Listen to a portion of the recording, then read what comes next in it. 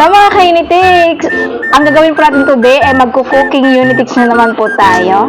So gamit ko na naman po mga kainitics itong non-stick frying pan which is kawali na nabili ko lang po dito sa Black App. O diba? And ayan po, ilalagay ko na po yung bawang. Ayan. Ayan po, medyo malakas yung apoy, nalakasan ko po siya eh. Ayan po, ayan. So, nilagay na po natin susunod yung sibuyas.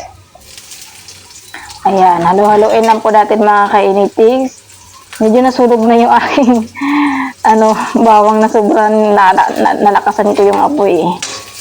Ayan po, halo-haloin lang po natin mga kainitics. Alam niyo po mga kainitics na ang ampalaya pala mga kainitics ay meron po itong nakakatulong po sa atin mga kainitics na mag-control ng ating blood sugar, na makapag-regulate ng blood sugar levels, kaya magandang option ito para sa mga tao na may diabetes. Kaya kung ako ikaw, magluluto ka na po ng ampalaya with egg. So ayan po mga kainitics, ilalagay na rin po natin yung mga kainitics and egg. Yan, lagyan po muna natin mga kainitics ng magic syrup para po nasagan mga kainitics mas lalong sumasarap ang ating pagmamahal. Pagmamahal mo sa kanya, di ba? Kasi alam niyo naman, malapit ang Feb 14, so magmamahalan na po tayo lahat.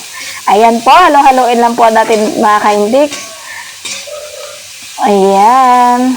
O, di ba? Tapos po niyan mga kainitics, lalagyan na rin po natin mga kainitics ng egg. Bali po pala mga kainitics yung egg na yan, meron na po yung salt. So, timplado na siya. Kaya hindi na po ako naglalagay ng asin dyan po sa ampalaya. So, kumbaga yung egg na lang po ang magpapalasa doon po sa ating ampalaya. Ayan po, halo-haloin na lang po natin mga kainitics. Ayan, request po pala yan mga kainitics ng aking partner na si Ronnie. Ayan, kasi po favorite niya po yung ampalaya. Ayan po mga kainitics, luto na po siya and nako, hindi talaga yan didikit sa ating kawali mga kainitics dahil non-stick yan. Nabili ko lang po yan dito sa Black App. Kaya ano pang hinintay niyo mga kainitics? Just click the yellow basket to order. Happy buying mga kainitics! Sige po kayo, kain na po tayo ng ating ampalaya with egg.